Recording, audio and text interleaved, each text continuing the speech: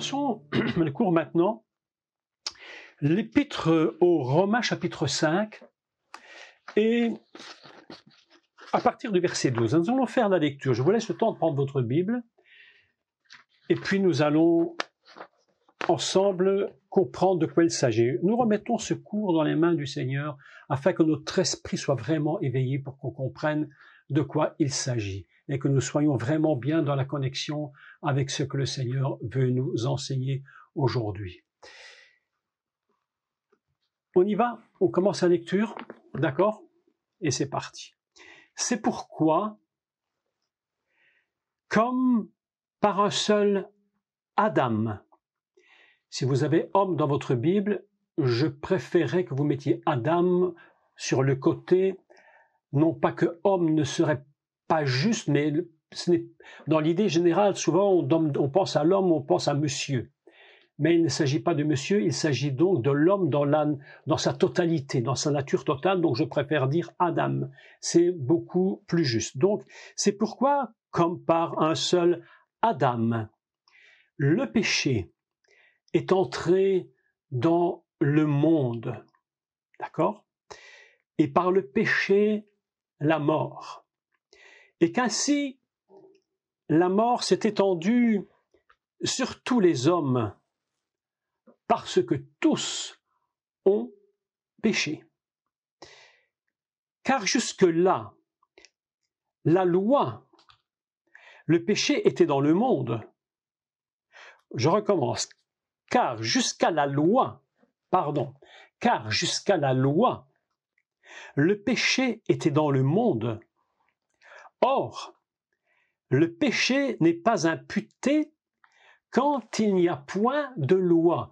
Voilà quelque chose qui est compréhensible et en même temps très étrange. La suite va nous donner une indication un peu particulière. Cependant, la mort a régné depuis Adam jusqu'à Moshe, même sur ceux qui n'avaient pas péché par une transgression semblable à celle de Adam, lequel est la figure de celui qui devait venir. Vous imaginez déjà tout ce texte, la quantité d'informations qui est contenue dans ces phrases. Mais il n'en est pas du don gratuit comme de l'offense. Car si par l'offense d'un seul, il en est beaucoup qui sont morts, à plus forte raison, la grâce de Dieu et le don de la grâce venant d'un seul Adam, écoutez, c'est très important, Yeshua HaMashiach, ont-ils été abondamment répandus sur beaucoup. Il n'en est pas du don comme de ce qui est arrivé par un seul qui a péché, car c'est après une seule offense que le jugement est devenu condamnation, tandis que le don gratuit devient justification après plusieurs offenses. Si par l'offense d'un seul, la mort a régné par lui seul, à plus forte raison, ceux qui reçoivent l'abondance de la grâce et du don de la justice régneront-ils dans la vie par Yeshua HaMashiach, lui seul. On va arrêter ici la lecture. Déjà là, le texte est absolument impressionnant. Je voudrais d'abord dire une chose avant de commencer l'explication. Tout ce que nous avons lu maintenant, écoutez bien ce que je vais dire parce qu'il faut mettre bien entre parenthèses et bien comprendre les mots.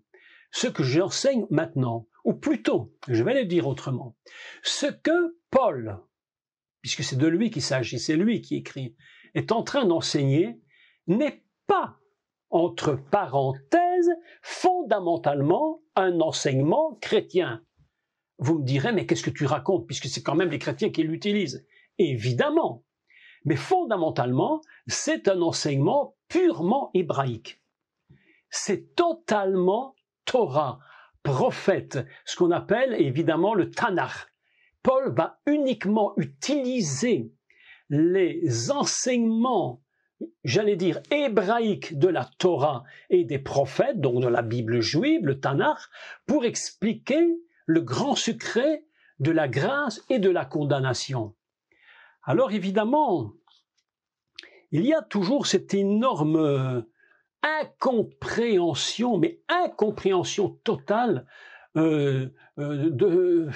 des Juifs qui ne comprennent pas qui est le Mashiach, puisqu'ils disent ce sont des chrétiens qui racontent. Mais non, c'est pas, Paul n'est pas un chrétien.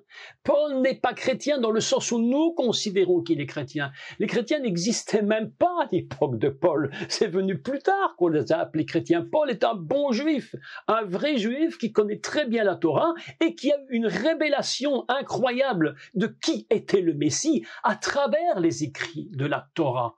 Mes amis, c'est très très important ce que je dis pour qu'on puisse bien comprendre que ce que nous disons ici, ce ne sont pas des élucubrations d'Antoine. Ça n'a rien à voir. Nous sommes ici dans une réflexion purement hébraïque. Ça n'a rien à voir. C'est pourquoi c'est très important de comprendre sur quelle base nous allons expliquer la loi et la grâce. On en a déjà souvent parlé. Néanmoins, nous allons reprendre ce texte puisque c'est l'Épître aux Romains que nous la faisons quasiment verset par verset. Donc c'est très important. Le début, évidemment, fait un retour. Pourquoi j'ai dit un retour, une teshuva?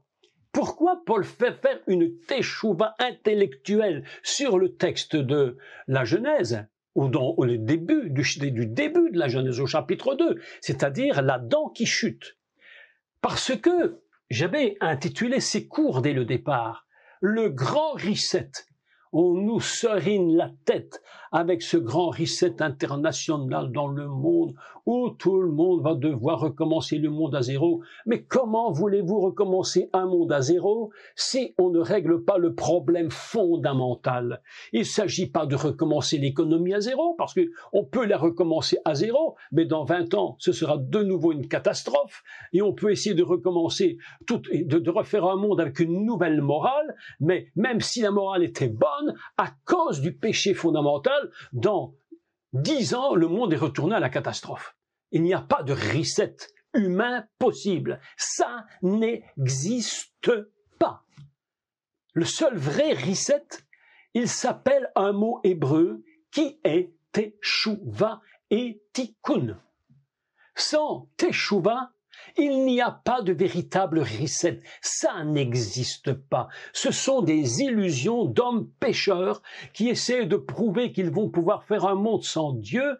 Comme l'avait dit un certain homme politique dans le siècle passé, nous allons faire un monde sans Dieu. On a vu le résultat. Le communisme a été un anti-Dieu tel qu'on n'en a jamais vu. Ils ont persécuté et ils continueront de persécuter. Parce qu'un monde sans Dieu, c'est un monde sans retour. Et un monde sans retour, c'est un monde qui ne peut strictement pas fonctionner. C'est impossible. Donc c'est pourquoi il y a un grand secret avec le Messie. Et là, je crois que l'apôtre Paul a eu une révélation absolument gigantesque. C'est le véritable retour à l'origine. Vous savez que lorsque le Mashiach, et c'est ce que nous avions parlé la fois précédente, au temps prévu, Dieu a fait le grand retour. Il est parti directement, comment expliquer? Il est monté hors du temps, c'est difficile à dire, mais comme s'il était parti hors du temps, et tout à coup, il se retransporte subitement, bam, et il se retrouve au commencement où la faute est commise. Et là, le Mashiach fait un retour. Le véritable retour, la véritable teshuva, le Messie va la faire à l'origine. Mes amis, il faut savoir une chose, c'est que le Mashiach, et nous allons en parler véritablement, va être le retour définitif au commencement de l'humanité. Parce que Dieu n'aime pas les réparations rapides, il veut un recommencement total, il fait du nouveau et il ne fait pas de la réparation bidon. Vous savez, je vais vous dire, nous, quand on a une fuite au pneu, on répare la fuite, mais Dieu rend un pneu. Lui, il donne un pneu nouveau. Il ne te dit pas, non, je te répare. Il te donne du nouveau. Dieu nous donne du nouveau. C'est leur véritable reset. Donc, il dit ceci. C'est pourquoi, et il fait le retour. Nous allons maintenant repartir tout de suite en un clin d'œil. On va essayer de se glisser hors du temps. On va se glisser hors du temps et on va faire un retour rapide au début de l'humanité. C'est quelque chose de particulier. Il y a que nous qui pouvons faire ça. Hein. Vous savez, le monde essaie de faire la machine à remonter le temps. Vous avez remarqué, vous avez vu ces films, hein? La machine à remonter le temps, c'est formidable. Hein. Tout le monde moi, j'avais vu il y a quelques temps, j'étais jeune à feuilleton, c'était absolument fou.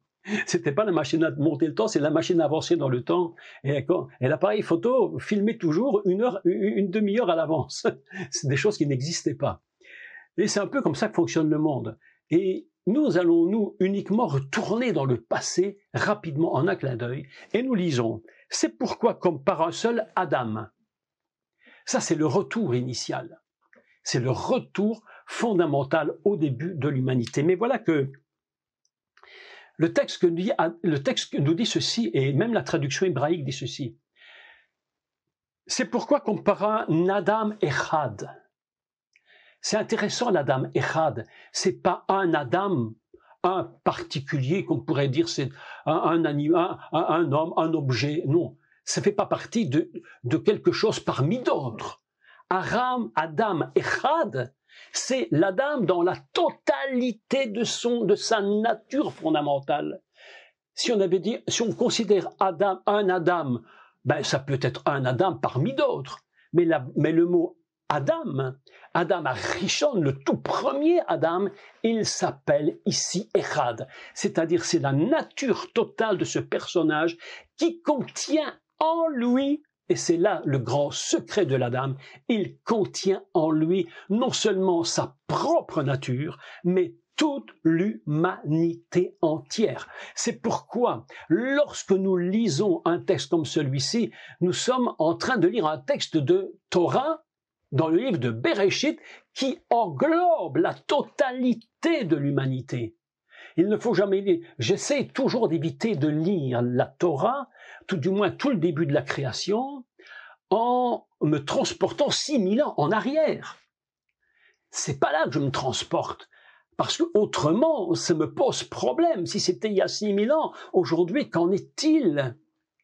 Mais en réalité, le livre de Bereshit et les premiers chapitres, les 3-4 premiers chapitres sont réellement une globalité de l'unité adamique. Adam, en réalité, il est lui et il est toute l'humanité. Toute l'humanité. C'est pourquoi c'est très, très, très important. Nous allons lire donc. C'est pourquoi, parce qu'un seul Adam, comprenant toute l'humanité, a fait une faute. Et là, je voudrais quand même vous expliquer quelque chose de très, très important. Et on va faire juste une toute petite grammaire hébraïque. C'est pas de la grammaire, une conjugaison. Quelque chose de très, très, très étrange, très spécial au niveau de la conjugaison hébraïque de ce texte. Lorsque j'ai regardé dans la conjugaison, je me suis dit quelque chose d'étrange. Puisque Adam est à la fois le féminin et tout le masculin, il y a quelque chose d'absolument surprenant. Nous avons donc lu mais je vais prendre la Torah pour ce faire, nous allons la prendre au chapitre 2 et au verset 17, si je ne me trompe, Yud Zayin 17. Vous allez voir quelque chose de très, très, très surprenant concernant la déclaration que fait Adam. Très, très étrange. Lorsque j'ai lu le texte, je me suis dit, mais comment comprendre un tel texte? Comment comprendre une telle idée?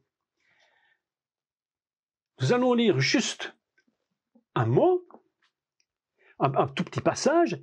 Je le lis en français, puis je lis la forme hébraïque. Donc, Vayomer Elohim, Vayomer Adonai Elohim, il a dit, non, juste avant, 17.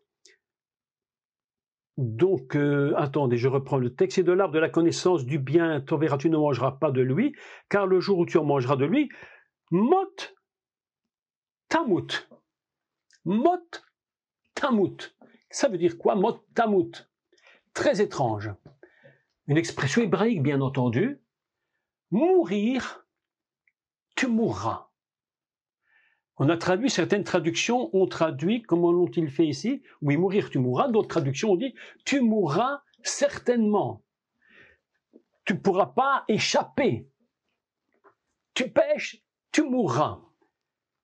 Je me suis dit, mais lorsque Dieu parle à Adam et qu'il lui dit, tu ne mangeras pas de l'arbre, mais à qui parle-t-il en fait? Il ne parle pas à monsieur séparément. Il ne parle pas à Madame Ève séparément. Ils sont encore complètement unis dans une unité. C'est un être uni dans une même unité, masculin-féminin. Vous comprenez bien cela.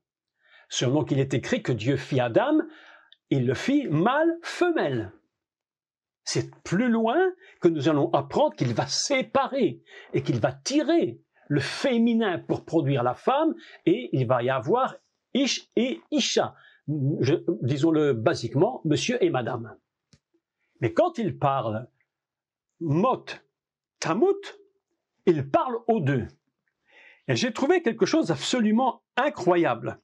C'est très très hébraïque d'ailleurs, vous allez remarquer, c'est très hébraïque. Tamut, en réalité, c'est le futur, tu mourras. On dit en hébreu, écoutez, c'est assez étrange, c'est assez, mais à la fois extraordinaire. On va dire ata tamut. Ata tamut, tu masculin mourras. D'accord? Ata tamut, tu mourras, mais au masculin. Et puis, si vous avez la curiosité de regarder la conjugaison hébraïque, vous allez remarquer qu'il est écrit « hi tamut ». Elle mourra. En fait, c'est « tu » ou « elle », au futur, c'est le même. Ça se prononce de la même manière. « Ata tamut », tu mourras, « hi tamut », elle mourra. Autrement dit, quand Dieu dit « mot tamut », mourir, tu mourras, mourir, elle mourra. Les deux sont complètement inclus dans le mot mourir. Lorsque Dieu parle et lui dit tu ne mangeras pas de la nature de cet arbre, on appelle ça mimenu, de la nature. Mimenu. Vous vous rappelez que je vous avais parlé de mimenu, c'est comme même, de même. En français on dit c'est le même. C'est étrange, hein? Je me demande si ça ne vient pas de l'hébreu. Mimenu, en français, c'est le même. Mais mimenu, c'est de la même nature que. C'est la même chose. Si tu manges de cet arbre, voilà ce qui va t'arriver, c'est le même. C'est extraordinaire. Je trouve que là, le français est très bon. Le français est très très bon parce qu'il nous donne un petit clin d'œil en nous disant faites attention à ce que vous dites en français parce que parfois il y a vraiment des secrets. D'ailleurs, un des secrets de la langue française est absolument magnifique, c'est que la langue française contient combien de lettres? 26. Et vous savez tous que 26, c'est le nombre, c'est le chiffre qui représente Dieu. Adonai, c'est 26. Yud, He, Vav, He. 26. Et nous avons 26 lettres, c'est extraordinaire quand même, nous c'est fantastique. Et voilà qu'en hébreu, nous en avons 22, mais l'idée est absolument incroyable. Il y a un rabbin qui disait que, je ne sais plus quel rabbin disait, faites attention parce que toutes les langues ont quelque chose de divin en elles. Toutes les langues ont quelque chose absolument divin. Donc, voilà que nous entrons dans une dimension très spéciale. Mot tamut, je me suis dit, mais quelle est la valeur de ces deux mots, mot tamud? J'ai donc calculé sa valeur ordinale, et qu'est-ce que j'ai découvert? Tenez-vous bien, Sa valeur ordinale n'est pas n'importe quoi. Elle est de 111. 1, 1, 1. C'est Dieu qui est en train de nous dire, Mot Tamout, c'est pas le diable. Mourir, non, c'est pas le diable. C'est moi, Dieu, qui te donne cette chose. C'est complètement une valeur qui vient d'en haut. 111. C'est moi, Dieu, qui dit à toute l'humanité dans cette valeur de 111, si tu désobéis, moi, l'Éternel, je vais te faire passer par une situation qui sera terrible. Mot Tamout, mourir, tu mourras. C'est Dieu. Les gens croient parfois que le mal, la mort, c'est que le mal, la mort, la punition, c'est le diable. Mes amis, Dieu est maître. Le diable, lui, ne peut faire que ce que Dieu lui permet de faire. Je suis en train de préparer, d'écrire énormément ces temps-ci. Je travaille énormément, des heures, 8, 9, 10 heures par jour à l'écriture du livre, sur les secrets, la Torah mystérieuse, le secret messianique. Mais je suis en train de découvrir des choses dont je ne saurais même pas encore vous parler totalement aujourd'hui, tellement c'est impressionnant. Impressionnant, comme 2 mots sont capables de nous révéler une dimension incroyable, incroyable. Et voilà que nous apprenons que Mot Tamout, mourir tu mourras, vaut 111. 1, 1 et 1. Dieu dit à l'humanité, moi l'Éternel, qui suis un, l'unité totale de l'humanité va être touchée parce que l'Adam fondamental, lui, va faire une erreur. Et il va tomber dans la condamnation et dans le jugement. Et ce jugement, ce n'est pas le diable, c'est Dieu. Quelqu'un m'a parlé l'autre jour, m'a écrit, si elle m'écoute, elle se reconnaîtra. Comment on peut culpabiliser? Vous avez culpabilisé. Et quand bien même je l'aurais fait, il y a des culpabilités indispensables. Il y a des bonnes culpabilités, ou plutôt je vais le dire autrement, il y a une bonne culpabilité et une mauvaise dans les grandes lignes. Quelle est la bonne culpabilité? Eh bien, le texte nous dit ceci, écoutez bien. Je voudrais qu'on comprenne un texte, mais très surprenant. Je lis la Bible depuis près de 60 ans. Vous imaginez? Je ne sais plus combien de fois je l'ai lu. Si vous voyez derrière moi, il y a des livres, là, il y a toutes mes vieilles Bibles qui sont là, je les ai toutes là derrière moi.